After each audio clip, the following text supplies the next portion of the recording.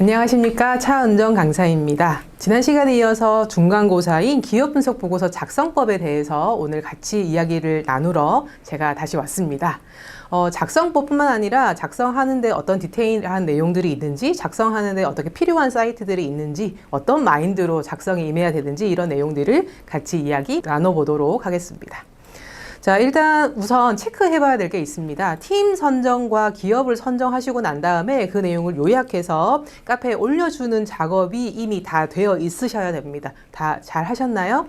자, 아직까지 못하신 분이 계시면은 오늘 지금 이 영상을 듣고 나서 바로 제출을 해주셔야 되겠습니다.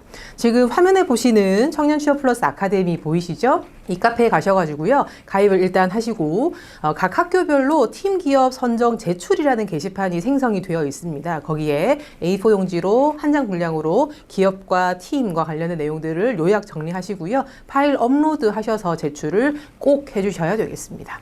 팀 선정, 기업 선정 이 내용들이 공식적인 중간고사, 기말고사 내용은 아니지만 조금 잘 정리하셔서 요 내용들을 바탕으로 중간고사, 기말고사가 이루어지게 돼 있거든요. 그래서 요 내용들부터 조금 잘 챙겨보시면 어떨까 싶습니다. 자, 팀 선정하셨던 내용들 잘 올려주시면은 팀 선정, 기업 선정을 바탕으로 해서 제가 취합을 해서 다시 한번 공지를 해드리도록 하겠습니다. 이렇게 팀이 완성이 되고요, 이렇게 팀이 기업을 선택했습니다 라는 내용을 요약해서 카페에 다시 한번 공지하도록 하겠습니다.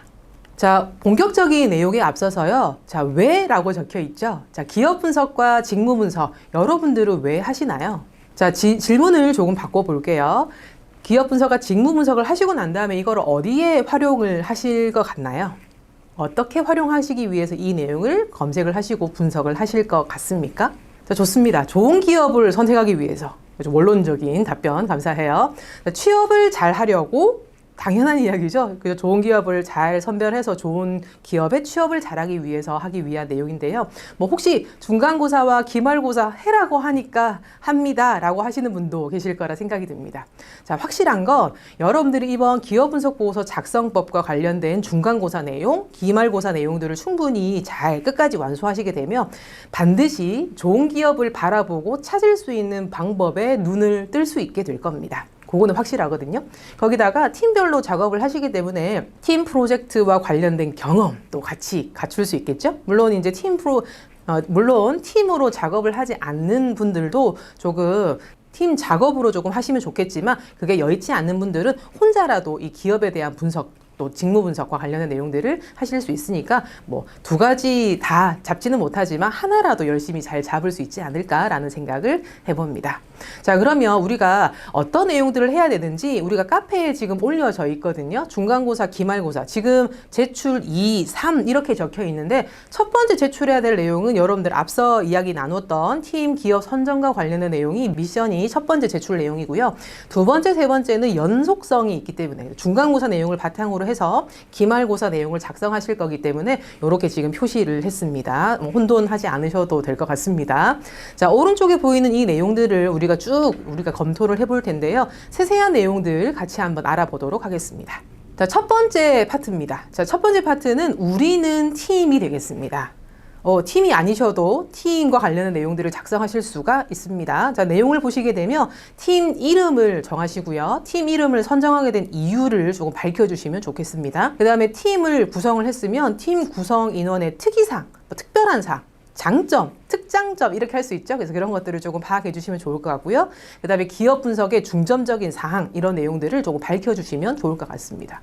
자, 이렇게 지금 팀과 관련된 내용들을 조금 디테일하게, 과도하게, 그죠? 내용들을 설정한 이유는 우리가 프레젠테이션을 나중에 앞으로 하시게 될 겁니다. 그리고 프레젠테이션 하기 위한 작업들을 또 하시게 될 텐데요.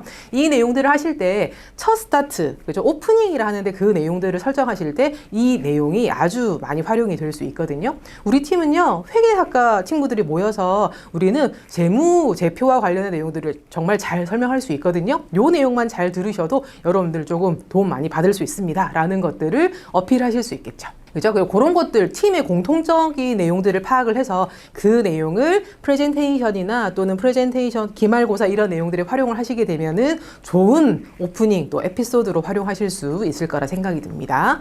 저는 팀이 아니라 혼자 하지만 저의 장점은, 저의 특장점은 이런 게 좋습니다. 뭐 사진이라든지 또 다양한 식견이라든지 볼 수 있는 것들이 많습니다. 라고 한다면은 그런 것들도 우리는 팀이라는 부분에 명세해 주시면은 우리가 나중에 기말고사 내용 또 프레젠테이션 발표할 때 또 활용을 하실 수 있겠습니다.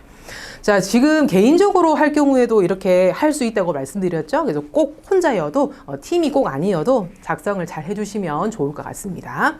자, 팀은 일단 여러분들이 팀과 관련된 활동을 하실 때는 조금 에피소드라고 할 만한 것들을 좀 생성해 주시면 좋은데요. 지금 요즘에 비대면이죠, 그죠? 그래서 여러분들이 팀을 정해주게 됩니다.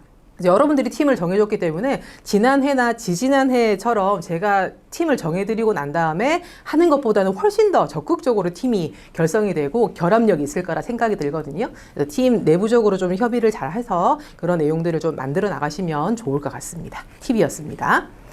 자, 두 번째로 우리가 해야 될 두 번째 파트는 기업의 포지셔닝과 관련된 내용입니다. 자, 내용이 좀 많습니다. 자, 기업 분석, 산업 분석, 성장 전략 이렇게 세 가지 큰 제목으로 나와 있는데요. 세세하게 눈으로 한번 쭉 훑어보시죠. 그죠? 기업에 대한 기본적인 정보라든지 재무와 관련된 정보도 포함이 되어 있고 뉴스와 관련된 내용도 있죠. 그죠? 그 다음에 이 기업이 속해져 있는 산업과 관련된 이야기를 빼놓을 수 없습니다. 산업의 분야에 또는 산업의 이슈에 따라서 기업의 방향이 달라질 수 있죠. 그죠? 그래서 그런 부분들 체크하시면 좋을 것 같고요. 그 다음에 성장 전략이 조금 문제가 될 수 있는데요. 이 부분은 기업에 대한 수업 분석을 제가 하면은 좋겠다라는 목표로 지금 이 파트를 넣어뒀습니다. 네, 생각해 볼까요? 기업에 대한 수학 분석 쉬울까요? 어려울까요? 아주 어렵습니다. 그죠? 하지만 한 팀도 있습니다. 지난해 1등 팀은 다 분석을 했다고 말씀드렸죠?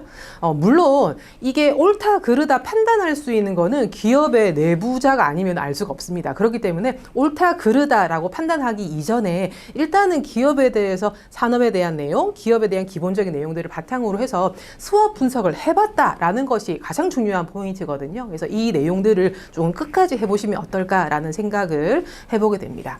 자, 기업에 대한 이런 분석들을 좀 세세하게 하기 위해서는 우리가 마인드를 좀 잘 갖춰야 되겠죠. 왜 우리가 기업 중에, 하고 많은 기업 중에 중소기업을 우리가 선택을 해야 되느냐, 거기다 부산기업을 선택해야 되느냐, 이런 의문점이 생길 수가 있을 것 같거든요. 자, 지금 오른쪽에 보시는 기업의 일반적인 분류와 관련된 표를 한번 보실까요? 자, 지금 글자 잘 보이십니까? 자, 가장 중요한 내용이었으면 제가 여기에 글자를 크게 그죠? 좀 중요하게 줄 그으세요 이렇게 하면서 막 소개를 했겠지만 그게 아닙니다. 그죠? 이 내용들을 조금 큰 맥락으로 조금 정리를 해봤습니다. 대기업, 중견기업, 중소기업 이렇게 세 가지 파트로 이렇게 나누었는데요. 보시게 되면 대기업과 중견기업, 중소기업의 가장 큰 내용들을 보게 되면 매출액으로 조금 나누는 게 일반적으로 조금 크게 나눌 수 있는 방법이었습니다. 그래서 뭐 1,500억 원, 뭐 300억에서 1,500억 원, 그 다음에 300억 원 미만 뭐 이렇게 지금 대기업, 중견기업, 중소기업을 나눌 수가 있는데요. 이거는 뒤에 보셨던 표 내용처럼 매출액이라든지 업종이라든지 이런 것들에 따라서 달라질 수 있거든요. 그래서 이 내용은 무조건 이렇습니다 라고 이해하시기보다는 이런 정도의 수준으로 끊을 수가 있구나, 나눌 수가 있구나 라고 판단하시면 좋을 것 같고요. 거기다가 자산 합계와 관련된 내용도 있고 상시 근로자 수와 관련된 내용도 있죠. 그죠? 그래서 그런 부분들을 좀 참고하시면 좋겠고요. 대기업 같은 경우는 5조 원, 그죠? 자산 합계 5조 원인지 10조 원인지에 따라서 지금 두 가지로 나누게 되는데요. 상호 출자 제한 기업 집단에 속하게 되는 그룹은 대기업이긴 한데 자산 합계 10조 원 이상이어야 되고요.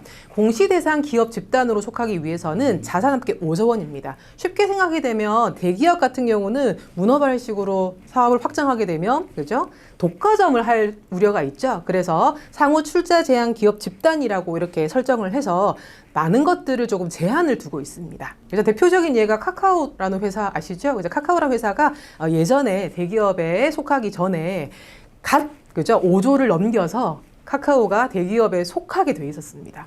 그래서 그럴 경우에 그때 당시에 카카오라는 회사는 카카오뱅크라는 이런 여러 가지 사업 파트를 지금 늘려나가고 있는 중이었는데 대기업이 되면 상호 출자 제한 기업 집단이 되기 때문에 여러 가지 제약 사항들이 생기게 되겠죠. 그래서 그게 무마될 수 있었지만 지금 현재 5조 원 이상이라는 조건이 하나 더 붙었죠. 공시 대상 기업 집단.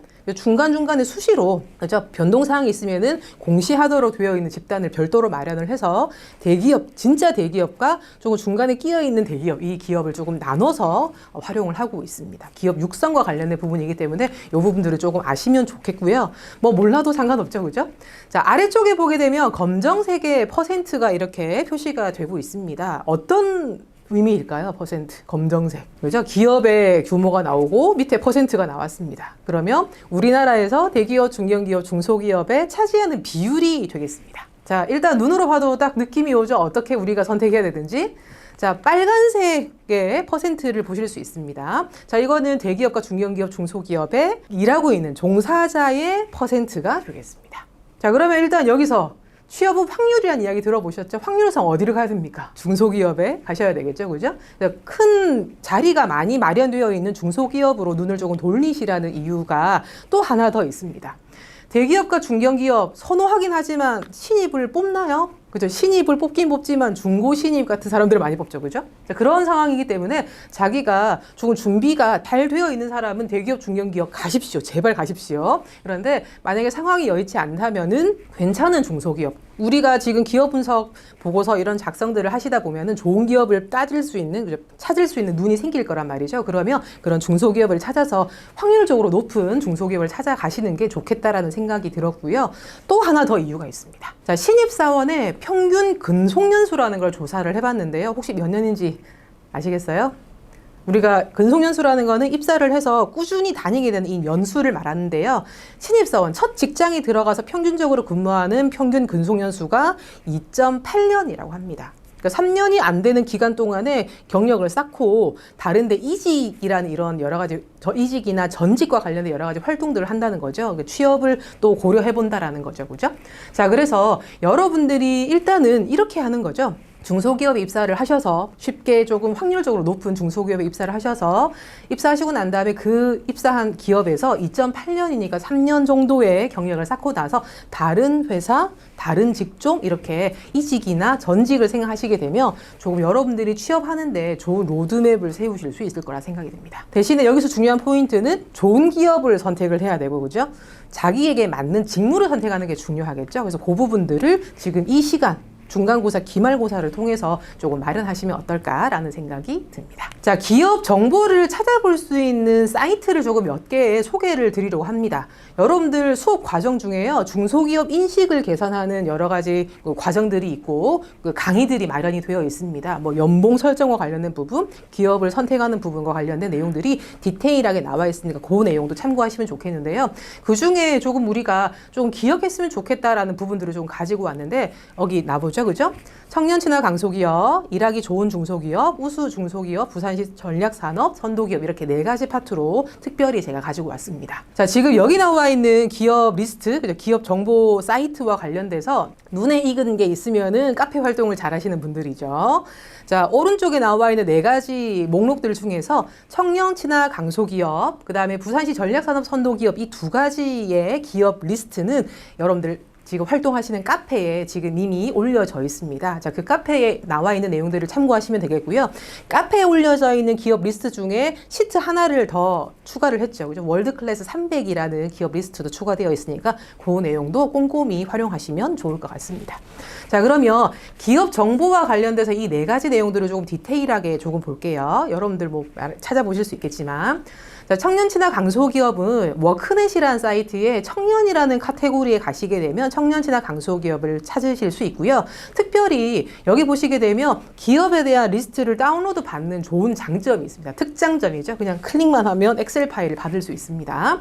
자, 청년 친화 강소기업의 선정 기준을 보시게 되면 임금과 근로시간, 복지 혜택, 딱 보니까 기업의 입장이 아니라 우리 입장에서 조금 좋은 기업을 책정하고 있다는 느낌이 들죠. 그렇죠? 이런 내용들을 바탕으로 해서 청년 친화 강소기업을 채택해서 공개하고 있습니다. 많이 활용하시면 좋겠고요. 엑셀 파일을 받아보시게 되면 부산 지역으로도 필터링 가능하시니까 그 기업 중에서 찾으시면 좋겠습니다. 자, 두 번째 일하기 좋은 중소기업 같은 경우는요, 1단계부터 3단계까지 여러 가지 평가나 단계를 거쳐서 일하기 좋은 중소기업을 선별을 하고 있습니다.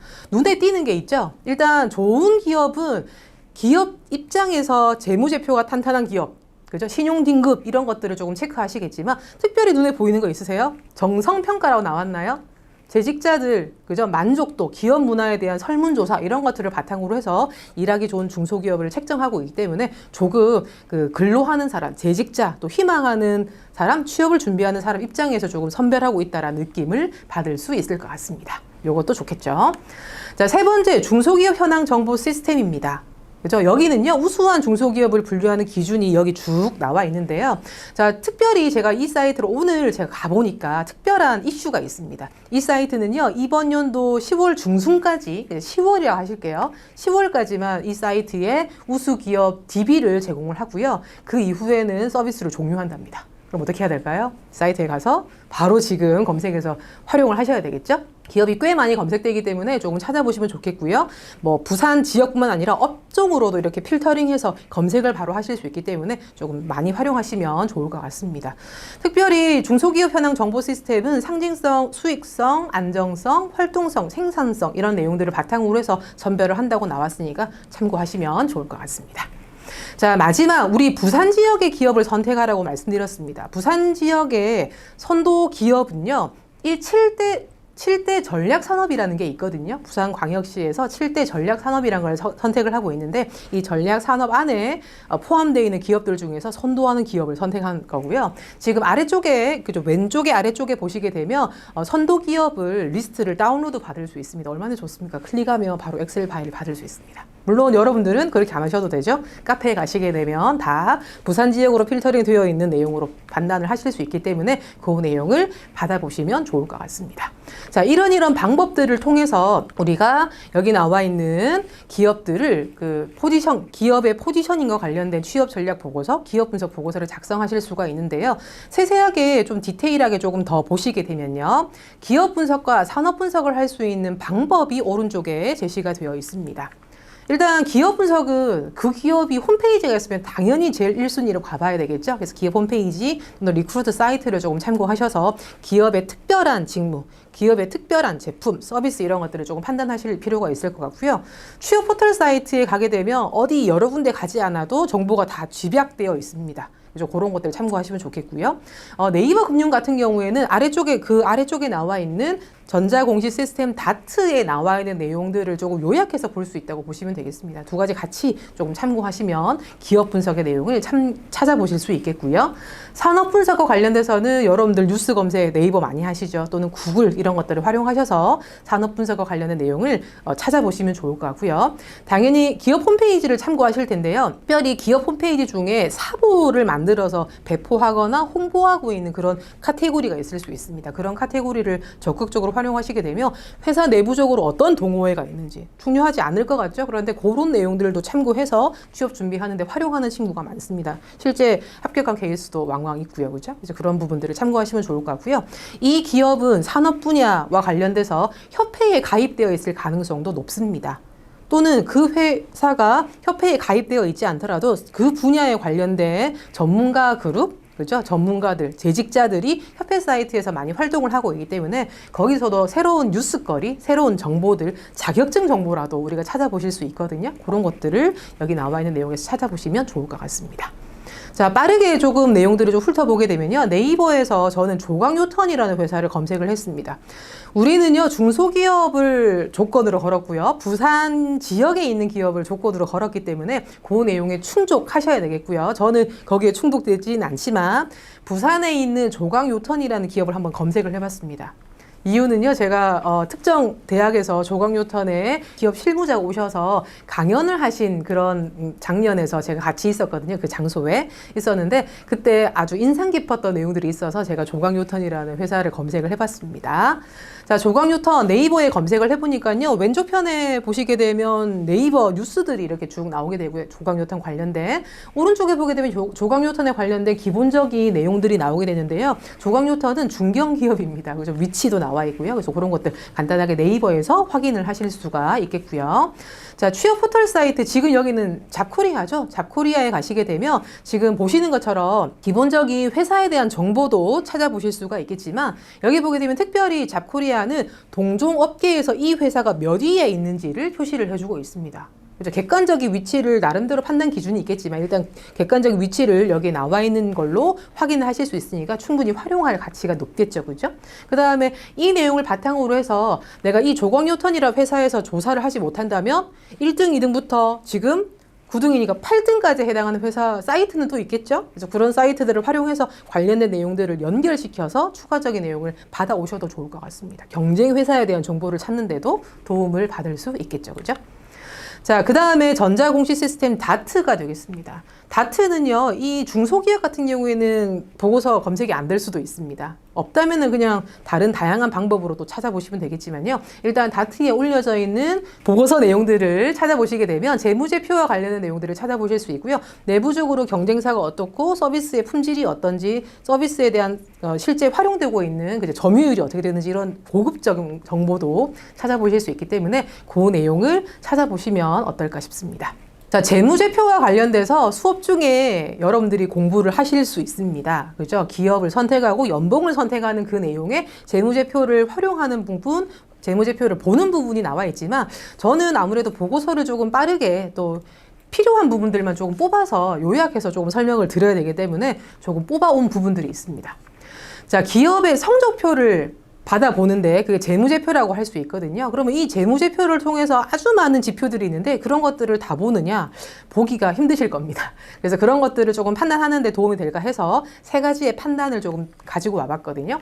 자, 첫 번째 판단할 수 있는 거는 매출액과 영업이익을 가지고 판단하시면 좋을 것 같습니다. 일단 매출액은 이 회사가 1년에 얼마를 파는지, 판매되는 거, 서비스나 제품이나 이런 것들을 얼마를 팔고 있는지에 대한 매출액을 우리가 판단을 하시는데 중요한 첫 번째 항목으로 보실 수가 있고요. 객관적으로.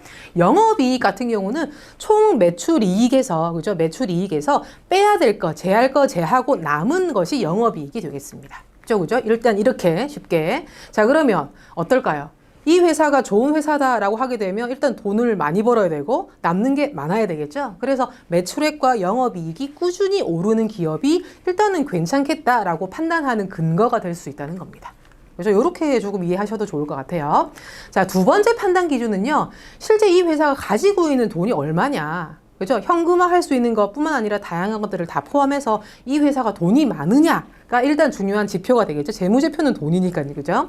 자본은요, 자산에서 부채, 그러니까 빚을 빼야 됩니다. 그죠? 부채는 빚이라고 나와 있죠? 그런데 여기서 특별히 유동부채라는 걸 조금 잘 아셔야 되는데, 기업이 1년 안에 갚아야 할 빚이 되겠습니다. 대부분 회사들은요, 유동부채, 그죠? 1년 안에 갚아야 되는 이 빚을 갚지 못해서 파산을 하거나 부도가 나고 있거든요. 자, 그러면 일단 이런 것들을 조금 줄이기 위해서는 자본이 유동부채보다 많게 되면 당분간은 그래도 이 회사가 유지될 가능성이 있는 거죠. 위태위태하더라도. 그죠? 그런데 여기서 유의점은 유동부채, 부채 뭐 이런 것들은요. 업종별로 좀 차이가 납니다. 서비스 되는 여러 가지 업종에 따라서 다양하게 유동부채 비율이라든지 이런 것들의 판단 기준이 달라지게 되거든요. 그래서 이거는 일단은 판단하는 데 조금 도움을 받을 수 있는 자료이지 객관적으로 이렇다 저렇다 판단할 수 있는 것들은 다양한 지표와 함께 보셔야 된다는 거 꼭 기억하셔야 되겠습니다. 자, 세 번째로 조금 우리가 더 보시면 좋을 용어가 있어서 가지고 와봤는데요. 단기 순이익이라는 게 있고요. 현금 보유율이 있습니다. 딱 느낌이 오죠? 단기 순이익은 이 회사가 팔고 나면 남는 게 얼마인지, 그죠? 다 팔고 나면 얼마가 남는지에 대한 지표가 단기 순이익이 되겠고요. 현금 보유율은 다 알겠지만 회사 돈, 그죠? 현금화할 수 있는 현금이 얼마가 가지고 있느냐 이런 것과 관련된 부분이기 때문에 이런 것들도 기업의 안정성을 판단하는 지표로 활용하실 수 있을 것 같습니다. 자, 그러면 이런 내용들을 다 봐야 됩니까? 다 보면 좋을 것 같습니다. 요거는 재무제표의 아주 극히 일부분을 말하는 거거든요.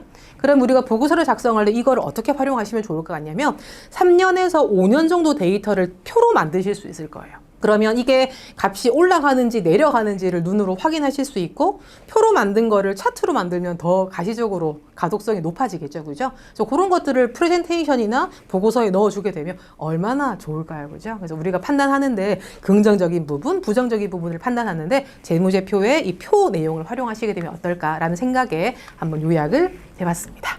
자, 이제 세 번째 파트가 되겠습니다. 세 번째 파트는요, 우리의 커리어 플래닝과 관련된 부분이고, 앞서 나와 있는 1번, 2번 파트보다 세 번째 파트를 훨씬 더 많이 분량을 하시면 좋을 것 같습니다. 왜냐면 우리가 취업을 하는데 필요한 내용들을 신경을 많이 써서 여기 나와 있는 내용들을 조사를 하실 텐데요. 이 내용을 바탕으로 해서 취업 준비를 바로 하실 수 있을 거거든요. 그래서 우리의 커리어 플래닝 세 번째 파트를 제일 많이 해야 된다는 거 꼭 기억하시면 좋을 것 같습니다. 자, 그러면 세부적인 내용을 좀 볼게요. 직무 분석과 채용 절차와 관련된 내용을 찾아보실 수 있는데요. 눈에 띄는 게 있으신가요? 하도 많이 언급이 돼서, 그죠? NCS, 국가직무능력 표준이라 나와 있는 사이트 당연히 가보셔야 되겠고, 취업 포털 사이트, 워크넷, 잡이룸이라는 사이트가 특별히 나와 있는데요. 잡이룸은 일단 다양한 직무에 대해서 간단하게 요약되어 있는 특장점이 있습니다. 저는 직무 선택을 못 하겠는데 하게 되면 제가 생각했을 때는 잡이룸이라는 사이트에 가서 직무들을 요약되어 있는 정보들을 좀 봐서 그 중에 하나를 픽 선택하시면 어떨까라는 생각이 들고요. 그렇게 해서 디테일하게 국가직무능력 표준, 취업 포털 사이트, 워크넷을 활용하시게 되면 디테일한 직무 정보를 찾는데 가이드라인을 잡을 수 있을 것 같습니다. 채용 절차는 기업의 리크루트 사이트 당연히 활용하셔서 지난 연도에 또 지난번에 있었던 채용의 내용들도 조금 찾아보실 수가 있고요. 간혹 이제 리크루트 사이트에는 기업의 채용이 마감이 되게 되면 열람을 할 수가 없게 돼 있거든요. 그래서 그런 것들은 취업 포털 사이트를 활용해서 검색을 하시면은 찾아지는 경우도 있기 때문에 활용하시면 좋을 것 같고요. 크레딧 잡, 잡플래닛 이거는 우리 휴대폰의 어플리케이션입니다. 또는 물론 웹사이트에서 접근도 가능하실 거거든요. 이 내용들을 활용하시면은 개인에 대한 우리 팀이 이 회사에 취업하는데 어떤 노력을 하면 좋을지, 어떤 거를 보완하면 좋을지, 어떤 걸 생각하면 좋을지에 대한 내용들을 취업하시는데 도움 받으실 수 있겠습니다. 자, 지금 워크넷 사이트에 가시게 되면 뭐 학과에 대한 정보, 직업에 대한 정보를 찾아보실 수 있다라고 나와 있는 부분이고요. 그 다음에 NCS 사이트, 입 아프게 이야기를 많이 했기 때문에, 그죠? 귀가 따갑게 많이 들었기 때문에, 일단 하나 더 이야기 드릴 거는 경력 개발 경로라는 곳에서 자기 신입, 첫 번째 발을 들일 때 필요한 내용들만 요약해서 보실 수가 있다라는 것만 잘 기억해 주시면 좋을 것 같습니다. 특별히 체크리스트라는 부분에 가시게 되면 직업기초 능력, 그 다음에 직무수행 능력 이 두 가지 내용들을 이렇게 간단하게 확인하실 수 있기 때문에 저는 체크리스트라는 걸 많이 활용하고 있습니다. 자, 그 다음에 조강뉴턴이라는 회사 계속 보고 있는데요. 취업 포털 사이트의 채용 정보라든지 우대사항 같은 거를 체크하게 되면, 우리는 이 회사에 들어갔는데 이런 우대사항이 적혀 있는데 우리는 이게 부족하니까 이걸 좀 더 열심히 해야 되겠고, 어떤 계획을 세우면 좋을까라는 구체적인 내용까지 확인하실 수 있겠죠. 그래서 그런 것들을 해보시면 어떨까 싶습니다. 자, 기업의 리크루트 사이트에 가시게 되면 여러 가지 직무에 대한 정보, 그 다음에 채용의 이슈라든지 이런 것들에 대한 내용들이 포함이 되어 있으니까 활용하실 수 있겠습니다. 자, 어플리케이션 크레딧 잡은 연봉 정보를 찾아보는데 유용하다라고 이야기 잘 기억해 두시면 좋을 것 같고요. 잡플래닛 같은 경우는 이 회사의 평점을 매길 수 있습니다. 회사가 자기 회사의 평점을 내리는 게 아니고요. 우리 취업 준비하는 사람, 그죠? 일하고 있는 사람도 포함해서 취업 활동과 관련된 사람들이 이 회사에 평점을 내리는 거예요.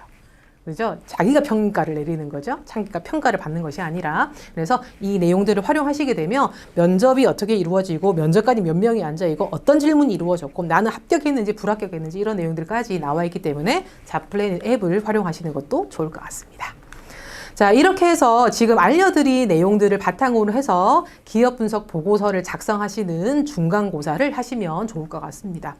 지금 이렇게 많이 제시한 이유가 뭘까요? 일단은 여러분들이 선택하신 기업이 중소기업이기 때문에 기업에 대한 정보를 찾기가 힘드실 거예요. 여러 상황에 따라서. 그래서 일단은 다 못한다면은 많은 것들 중에 최대한 많이 선택하는 게 중요한 포인트가 되겠죠. 그래서 이렇게 많은 내용들을 조금 제시했다라고 생각하시면 되고요. 최대한 많이 취업에 대한 생각을 하시면은 다음번에 2번, 3번 기업 분석의 내용들을 또 재차 확인을 하실 때, 내가 희망하는 기업을 선택하실 때는 조금 시간을 많이 단축할 수 있지 않을까라는 생각에 많이 제시를 해봤습니다. 자, 다음 시간에는요, 수업 분석과 관련된 이야기를 해보도록 하겠습니다.